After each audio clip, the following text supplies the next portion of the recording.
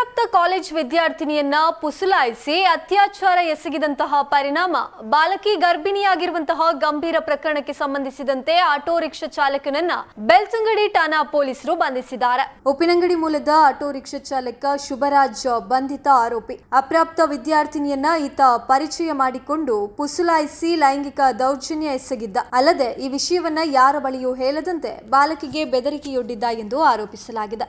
ಇತ್ತೀಚೆಗೆ ಬಾಲಕಿಗೆ ತೀವ್ರ ಹೊಟ್ಟೆ ನೋವು ಕಾಣಿಸಿಕೊಂಡ ಹಿನ್ನೆಲೆಯಲ್ಲಿ ಆಕೆಯ ತಾಯಿ ತಕ್ಷಣವೇ ಆಸ್ಪತ್ರೆಗೆ ಕರೆದುಕೊಂಡು ಹೋಗಿ ಪರೀಕ್ಷೆ ಮಾಡಿಸಿದ್ದಾರೆ. ಈ ವೇಳೆ ಬಾಲಕಿ ಗರ್ಭಿಣಿಯಾಗಿರುವಂತದ್ದು ಕಂಡುಬಂದಿದೆ. ಆಘಾತಗೊಂಡು ತಾಯಿ ವಿಚಾರಿಸಿದಾಗ ಆರೋಪಿ ಶುಭರಾಜ್ ಎಸಗಿದ್ದ ಕೃತ್ಯ ಬೆಳಕಿಗೆ ಬಂದಿದೆ.